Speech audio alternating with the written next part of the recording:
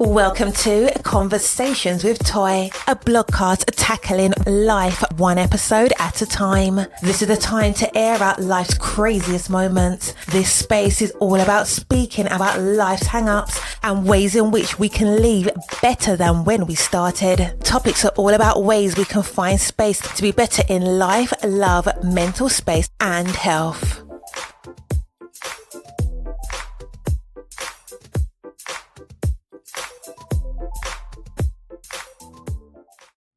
Happy Friday. I hope that you have had the most amazing week.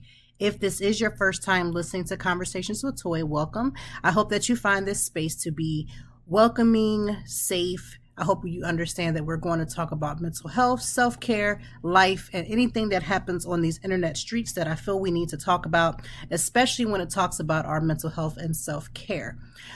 I want to just go over a couple of things. We are going to talk very heavily, so I'm going to go ahead and say I'm going to give a trigger warning only because we're going to be talking about things like sexual assault and things. And of course, if you've been living on the rock, you've heard about the Diddy and Cassie lawsuit. So we're going to talk about that. So that's why I'm giving a trigger warning. We're not going to go into all of the intricate details too much, but I do want to talk about that. Obviously, we're going to talk about Thanksgiving. Happy Thanksgiving. It is the Friday after Thanksgiving. How have y'all survived? How are y'all surviving? Let's talk about that first. How did you survive your Thanksgiving? Now, listen, not everybody has horrible holidays, and not everybody has this whole how did you survive situation. Like, some people genuinely have amazing Thanksgivings, amazing holidays in general. But a lot more of us, and I say us because I've had times when Thanksgivings and Christmas have been like iffy, but a lot of people don't have these cookie cutter relationships with family and friends. And oftentimes when the holiday comes, it's a source of stress because it's like, who am I going to be spending holidays with? And if I spend holidays with them, how is it going to go down? Because so-and-so may not be the best. They are, problematic. They say things that are, ridiculous. And I want to talk about that. So many people can relate to when I say to things like that. They can relate because they understand, right? They know how people act when they're around extended family and friends. Like, it's crazy to me how people act. And it's like, why are you like this, right? So before the Thanksgiving break, I gave some rules. Well, good 10 rules that people should follow. And I'm going to go through these rules real quick. They're on my personal Facebook, so most of y'all don't have access to it. But the first rule was don't ask anybody about when they're having kids. Mind your uterus. You barely raising the ones you got. Worrying about somebody else. Because it's always somebody telling somebody like it's somebody just got married or they're older and they're like, when you going to have kids? When y'all going to settle down? When you going to have kids? You can't take care of the ones you got. You can't. And you worrying about somebody else. Go have several seats. If you can't cook, don't cook. Grab some juices and sodas or bring a bottle. Everybody is not gifted in the kitchen. We understand that.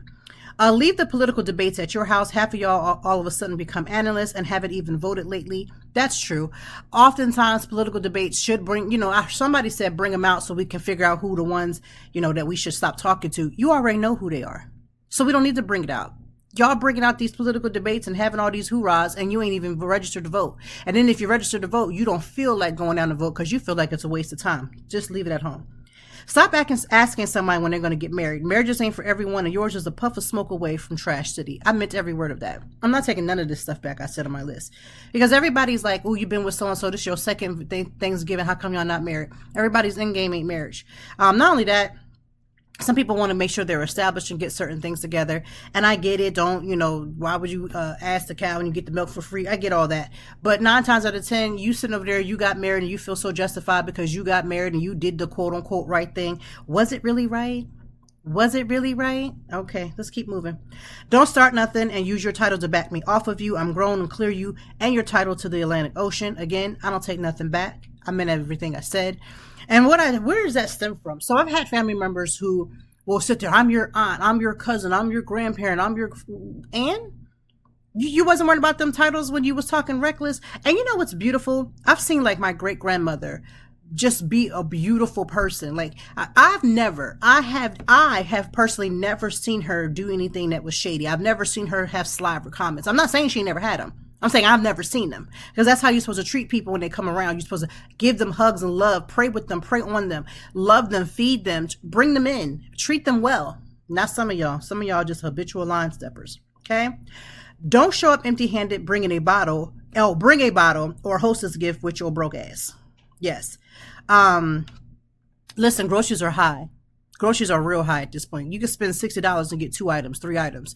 So you come to somebody's house eating up all their good food for premium meals. You want premium macaroni and cheese, but you don't want to bring your premium bottle, at least a bottle? My God. Think about how much groceries cost.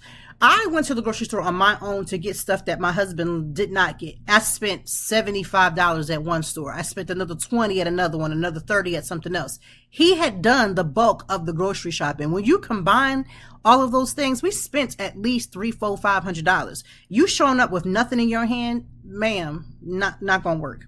Okay. Don't group text anybody. You ain't already had a group text relationship, because it will be ignored. I got a few text messages. I have not responded because I'm not going to. We don't normally do no group text, and we're not going to start today. I can't stand that. Just because you were being lazy and didn't want to send somebody an individual message. And listen, honestly, I feel like this. Sometimes if you're not already in a group text and you're sending out a group message on Thanksgiving Day, all of a sudden, it's because you just want to go on record that you sent the message, not because you truly cared about it. Okay. I just want to say that. Number 8, don't put your hand in their pot. We will let your greedy self know when it's time to eat. Listen, I used to grow up with family members who would just put their hands in their pot. They tested everything. You ain't a cook. You ain't cooked nothing in a month of Sundays. We don't need you to FDA everything. We got this. Stay over there and wait till it's time to eat. All right. Number 9, taking a plate is 1 per person, not 2 or more, for you to eat off all weeks, because grocery is high for all of us. I literally cannot stand me spending $500-$600 on groceries, you taking 2-3 plates, because you trying to make sure you can eat for the rest of the week. I'm not here to feed you for the week. You came for Thanksgiving dinner. You had dinner. You came for dinner. Eat that. Take a plate, eat on that later on, eat that for breakfast in the morning, but you're not here to get your groceries filled out of my house. Not going to happen. And number 10, if you do bring a bottle, stop being cheap and wanting to eat premium food. Step your wine selection game up. If it comes with a twist off cap, you've already failed. Listen, there's a lot of people that claim they're wine drinkers. You are not. And I hate to burst your bubble. You are not an avid wine drinker. You are a cupcake wine, dessert wine. You like Moscato. You like those sweet wines, because you're not a real wine drinker. Your palate has to get increased when you're getting older now. You shouldn't still be drinking wines that, some little teeny bop that snuck in and got some friend of their friend to go buy them a bottle of wine. Like, step your game up. You should not be over 30 years old still twisting bottles off of a twist off cap. Like, I'm not telling you can't like them. You may have a little cheap bottle in your house that you just be like, look, I don't care what they say. I'm going to drink this bottle. It's my favorite. Okay, cool. Don't take that cheap bottle to somebody's house that has already supplied the food, and you're just supposed to bring a bottle. Bring a bottle, because whatever bottle you bring, it's going to be left at the hostess house. Let me break that down to you. You are not taking your bottle back just because somebody didn't open it. When you bring a bottle, that bottle is expected to be left at the home of which the bottle was brought. If you are going to be the type that's going to take a bottle, bring a bottle just so you had it, and then you hope nobody opens it just for you to take that bottle home, please don't step at my front door, because I promise you I'm going to embarrass you. Not even maliciously. Like, I'm not going to like call you out, like make you hurt your feelings or anything. But why did you bring a bottle in hopes that I wouldn't ask to drink it just so you could take it home? Like, what the hell? Like, who raised about 50% of y'all? This is crazy to me. So those are my Thanksgiving rules. I will have some Christmas ones, and I'm going to post those Christmas ones way before Christmas so we can be on the same page. The reason for the list, where do you think these things came from?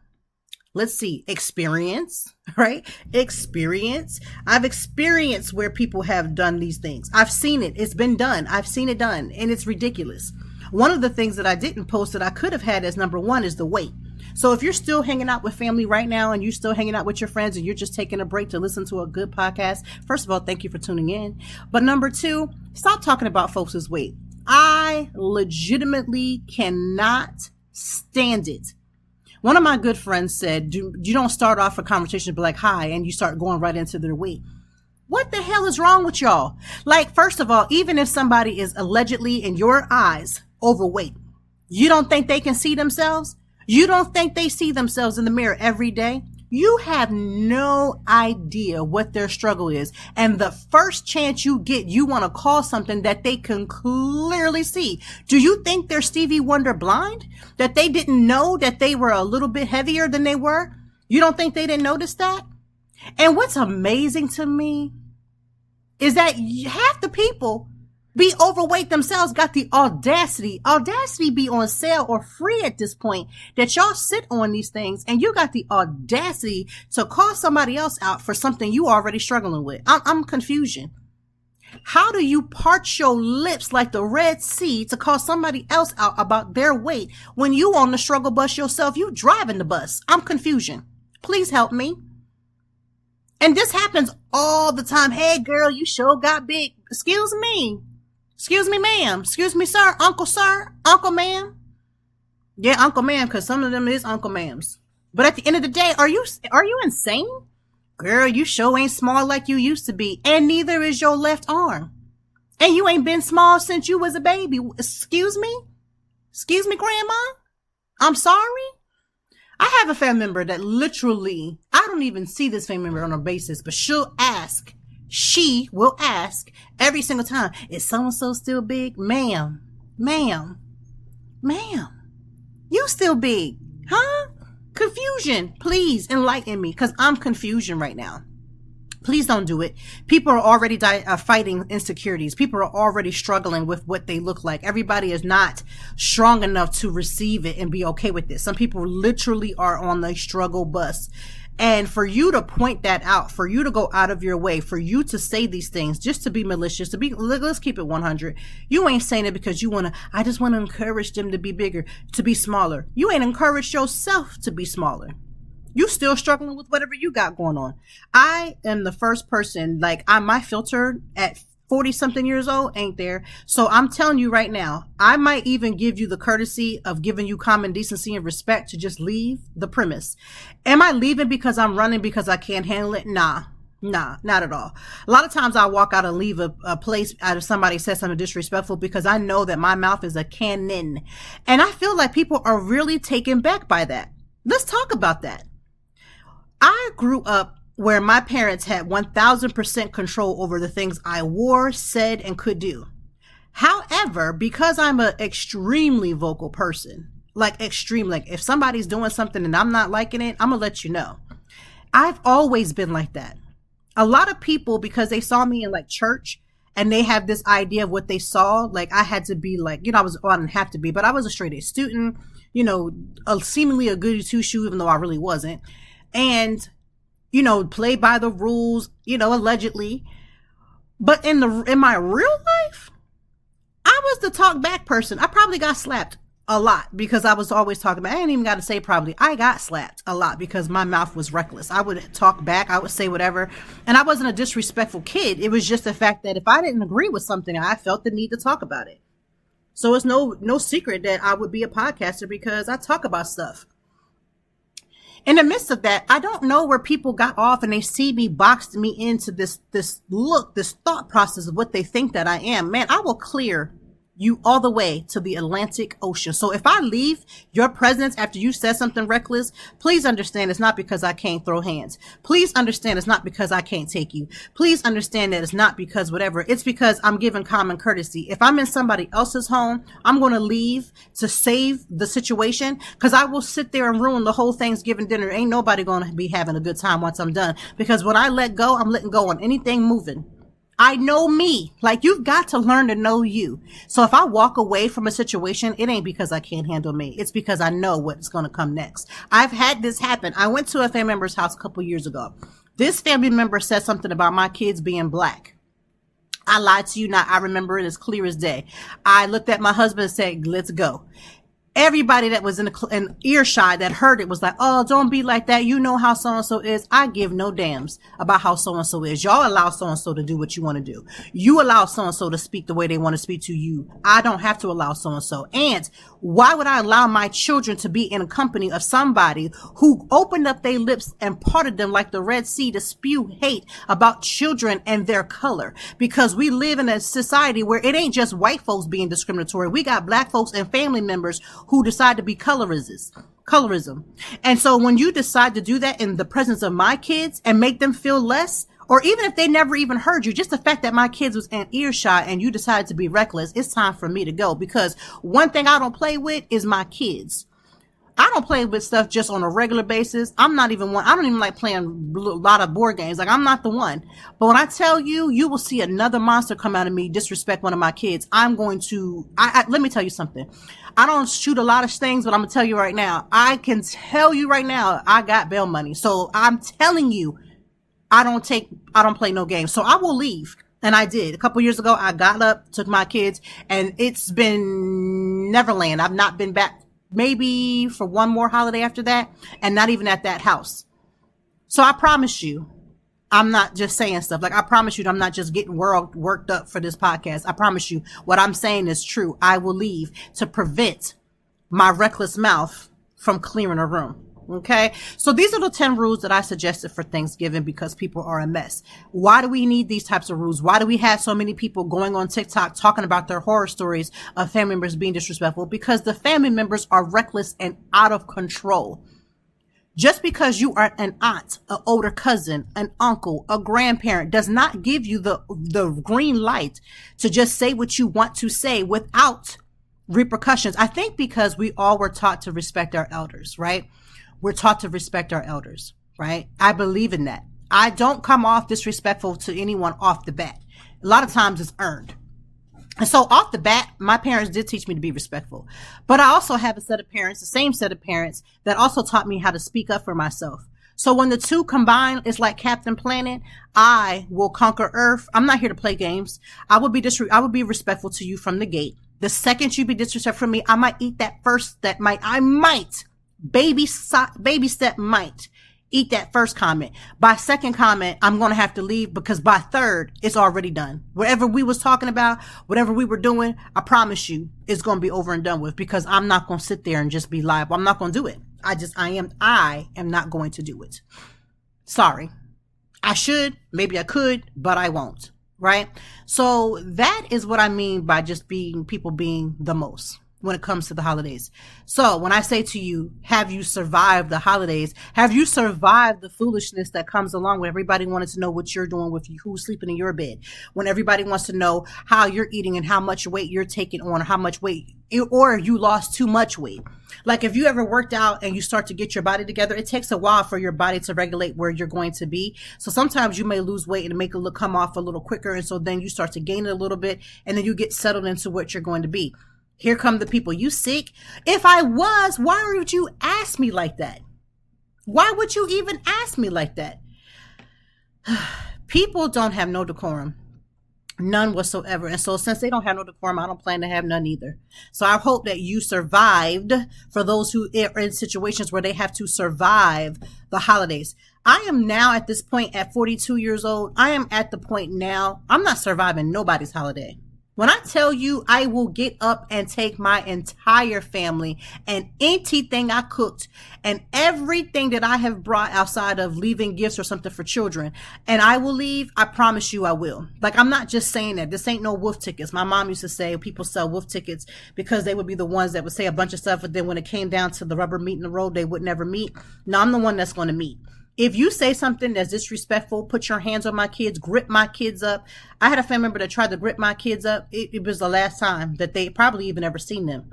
I promise you, they don't even have, if they see anything, it's because they see it on the blog, because there are some pictures that I will post on the blog for certain reasons. That's about the way they see them. Some people in my family I ain't gonna say never, because my kids will eventually get older. They may run into them. I don't know. But as far as I can control, you won't have access to them. That's just where I'm at with it. Why are you being like that? Why should I not? Why should I continuously put me or my family in harm's way just for the sake of family? That's exactly what I meant by the title. People will use their titles every single time. I'm your so-and-so, insert whatever family member title they like to use, as justification as to why they can be that way. Well, you know, I don't be meaning that. I don't mean it like that. Then don't say it like that. See, you got to say what you mean and then mean what you say. See, we got grown folks that ain't really walking in their grownness. They want to say certain things, act a certain way, and then Bam, all of a sudden you're supposed to just give them passes. Child, only passes is given out is at Hershey Park or something when you pay for it. I'm not giving out no passes. What does this look like? So for those who have survived their Thanksgiving, I hope you came out intact. I hope you get to the strength where you start learning how to do some things on your own, or find your own network of people. I am finding it so beautiful that people who have no contact, if you've never heard what no contact means, it means exactly what it says.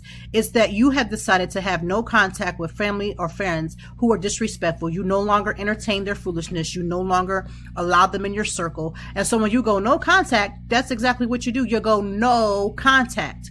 In the midst of going no contact, it can be a beautiful thing, but it also can be a situation where you feel like you're isolated. You can feel sad about it. Like, you know, you're doing it for the good reason. Like, you're doing it because it was earned. People acted the way they acted. You know that it's necessary for your own mental health and your own self-care.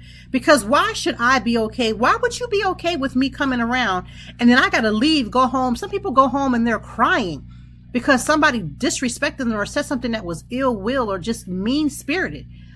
What? In the year of 2023?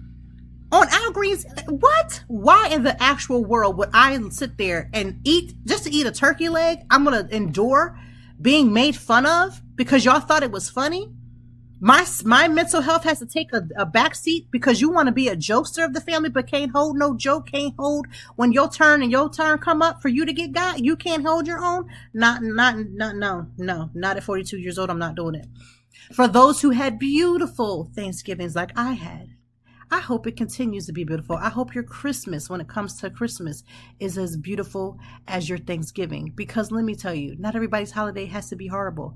I have the most peace with the folks that I live with every single day. We sat at the table as a family, ate our dinner, laughed and joked together, had real fun, ate, took our naps. I drank my wine. My husband drank his wine. And it didn't come with a twist off cap, praise be.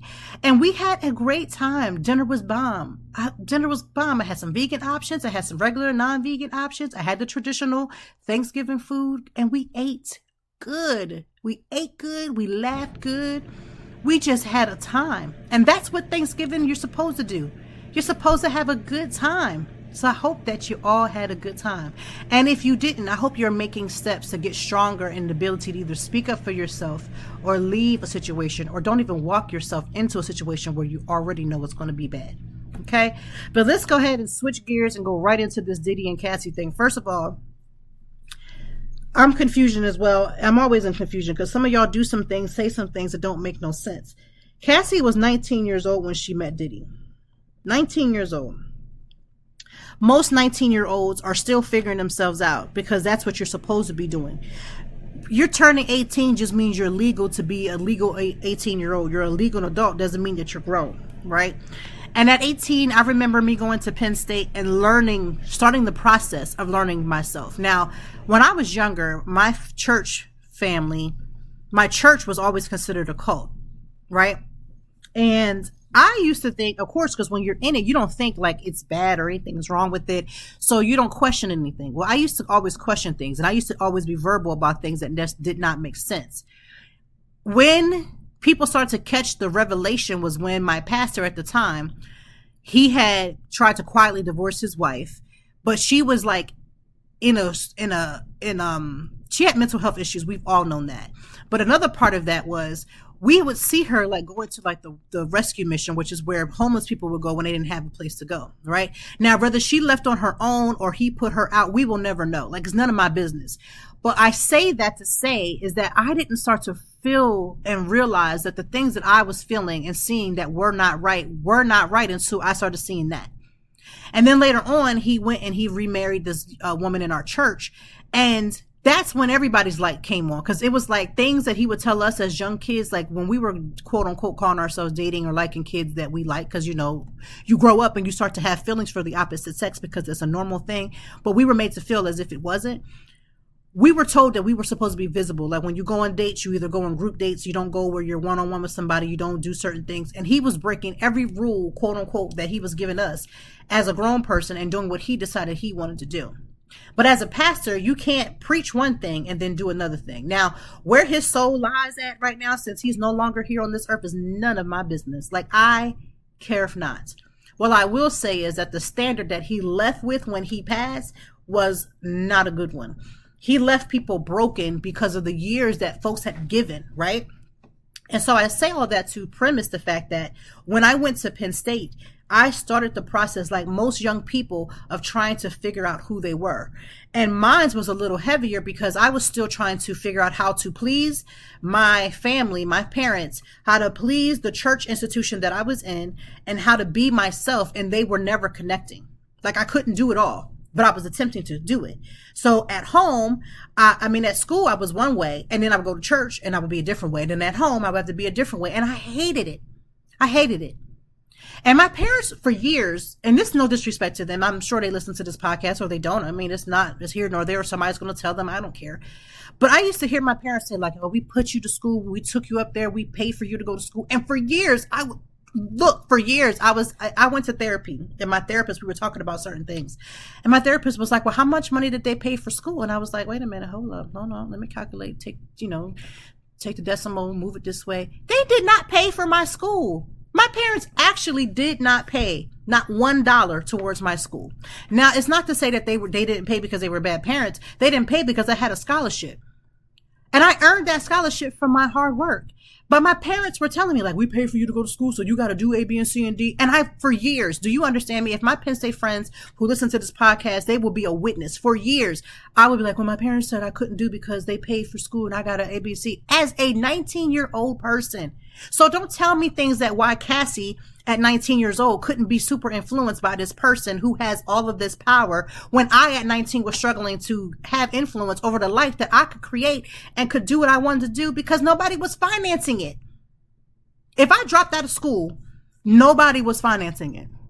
And at one point, I ended up losing my scholarship because I was in a car accident and my grades had to go, like my grades were slipping because I had dislocated my shoulder, had to have surgery. I had to go through all this stuff. When it came back time for me to go back and turn around and work my butt off, I had to work 3 jobs. I worked 3 jobs, no lie. And all my Penn State family can hear it. My husband, we met at Penn State. He can definitely be the confirmation. I worked 3 jobs. I didn't call home and tell my parents nothing. I didn't ask them to pay for anything. And still, I lived underneath this thought process. They paid for school and they did not.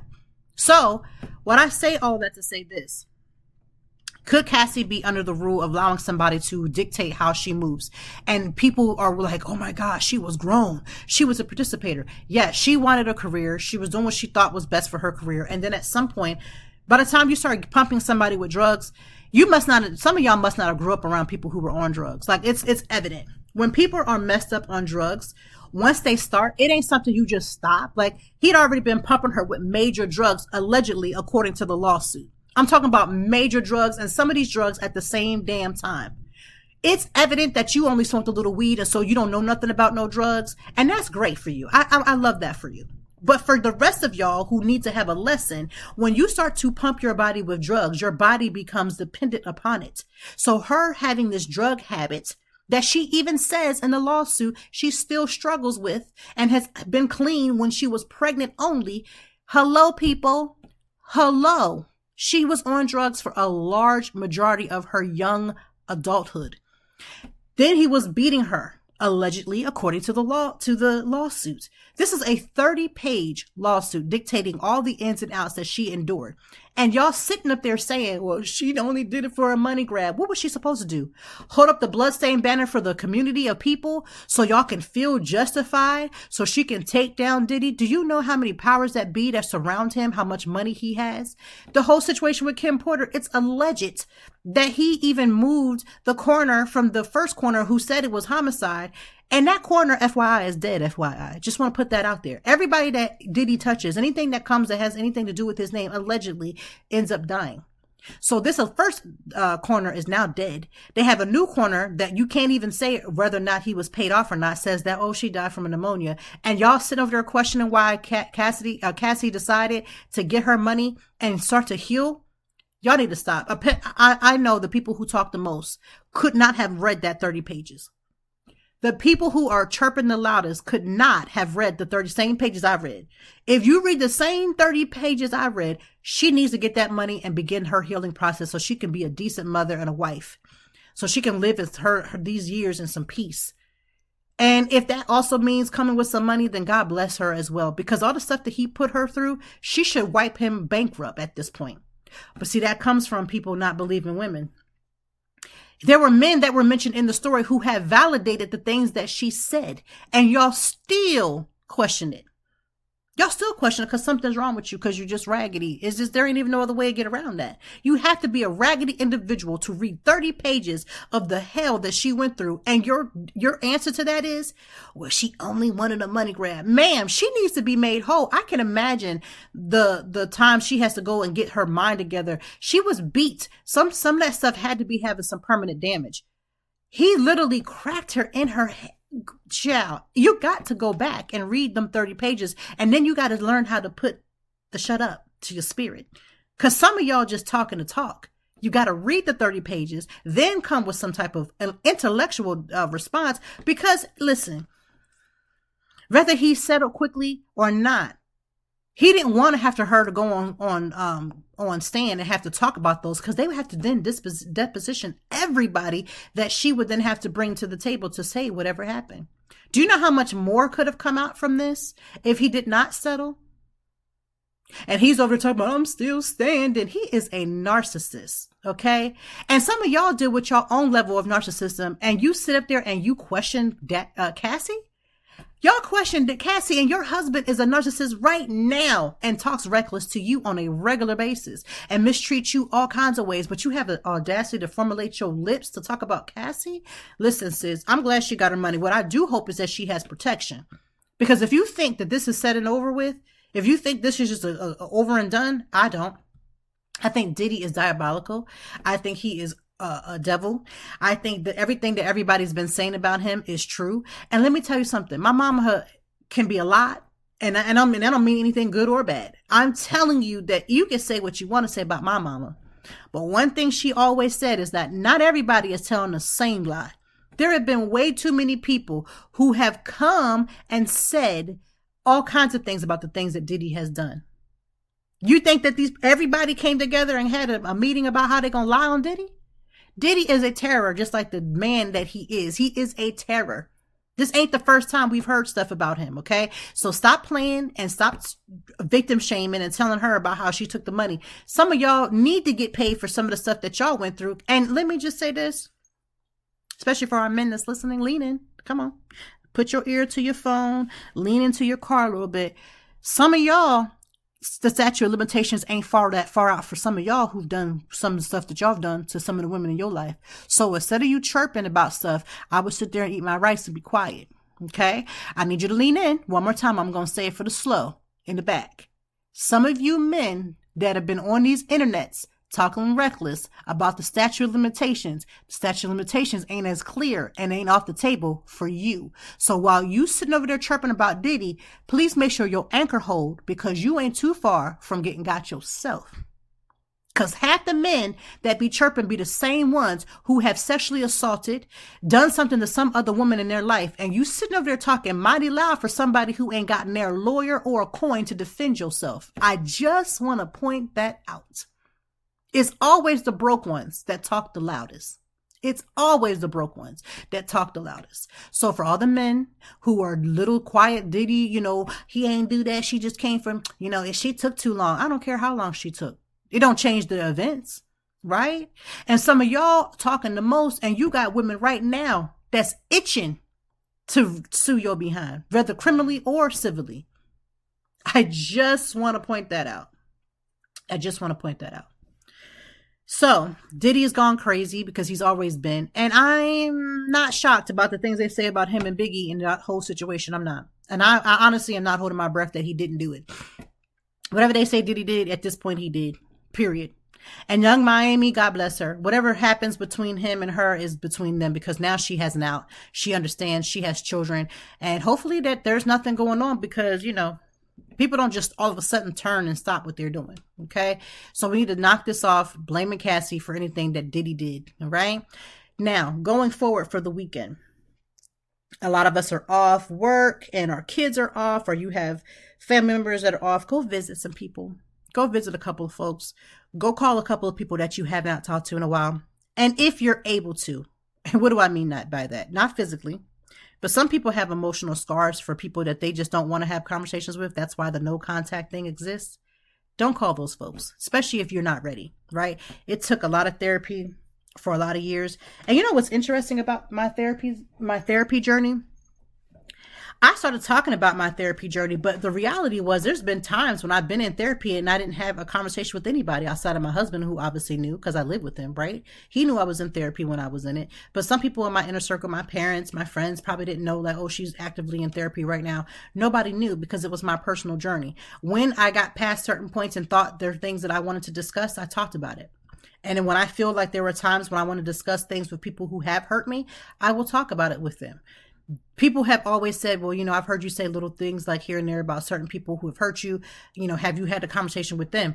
I have with certain people. I have when I felt that I was ready, right? Because there's no sense in me having a conversation with somebody when I'm not ready to set me back even further, right? And if there is a trigger and I feel like I'm not strong enough to handle that trigger, I'm going to keep on being in my therapy sessions and figure out what it is. There may be conversations that I won't have with anybody with certain people, because I already know that it won't bring anything about it, right? I know that people are set on believing the stories that they've told themselves about certain things that have happened. And so they're taking accountability doesn't exist. I'm not having conversations with people who I don't feel like it's going to be cleansing for me, because if I have a conversation with somebody and they're going to dismiss it, which 9 times out of 10, that's what basically boils down to. People dismiss things that happen. I don't feel like it's necessary, then I won't have the conversation. It's just simple as that, right? Having therapy, having your mental health under control, doing the things that work best for you is about you. It's the one time when you can be selfish, when you're talking about how do you take care of yourself? How do I show up at the family dinner when I'm sitting next to an uncle who completely molested me? Like, these are real life situations that people are going through. And some people, I find it interesting. So there are people who are in your own family who are more concerned with the outlook of what's happening than the actual situation that happened. For instance, they have family members that they know have been doing things to people, and they know that these things have happened, and they put them underneath the rug. They don't want to talk about it, but will have more anger with the person who decided that they were no longer accepting that behavior, who decided that they were going to remove themselves from the situation and not come around. And there are people who are more mad at them, who have taken their self-care and their mental health as a priority more than the people who have violated. You're more concerned with the person that's violated than the people that are the violator. I'm confused.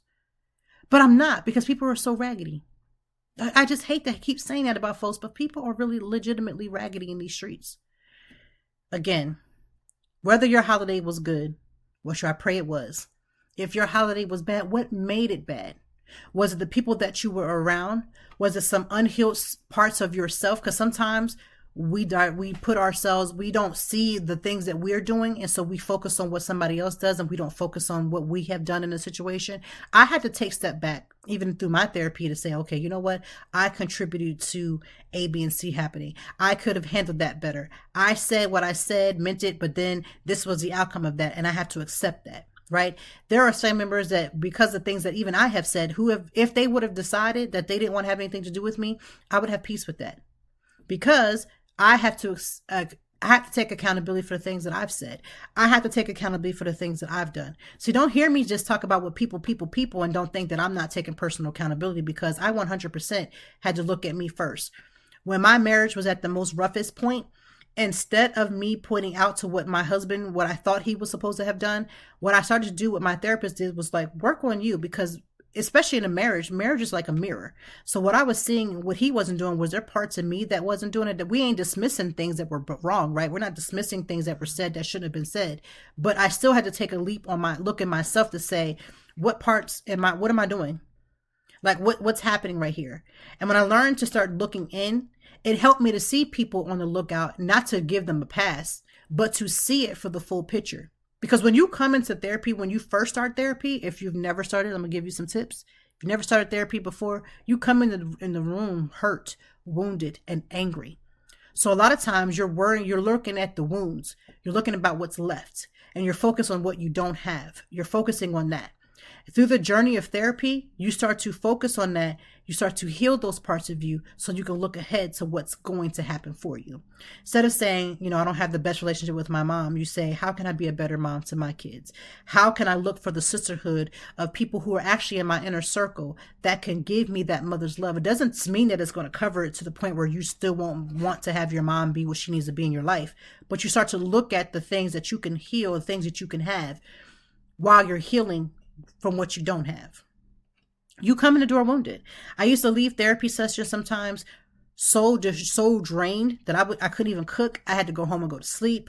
I had so many emotions. I have sat in my car for an hour before I even drove off because I was still processing what took place. When I started to see things for what they were, there were certain things in my childhood that I was like, wait, I completely put like a veil over and didn't see it for what it was because I was so hurt or so upset or so mad about whatever the case may be. There were things in my young adulthood, things that I had done, things were done to me that I was like not seeing for the full story. And when you work with the therapist, their job isn't to do the work for you. Their job is to help you to uncover the things that you tried to hide so that hopefully when you bring it to the surface, it's going to be painful. It's going to be hurtful, but you do the work to say, okay, let me figure out what I can learn from this. How can I move past this? I don't want to continue holding on to this. I don't want to hold on to things that happened 20 years ago. Doesn't mean I'm giving a pass to it. Just means I don't want to hold this bag. How can I let this bag go while I heal? Right? How can I set this bag aside? Let me open this bag. Let me start taking these things out instead of acting like they didn't exist.